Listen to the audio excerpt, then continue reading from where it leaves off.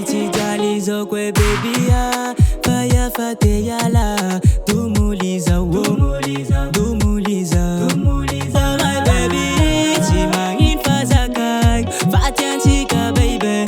Fatisha zwakawe Chimangin uwenga solo Fahia fyako Yeza kaboliza Yeza kaboliza Chimangin uwenga solo Fahia fyako Zakai kumona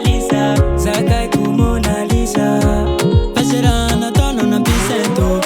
la tare ma pisento Wala wali shananju ma picheko Nila vanina voya te usefo Mona Lisa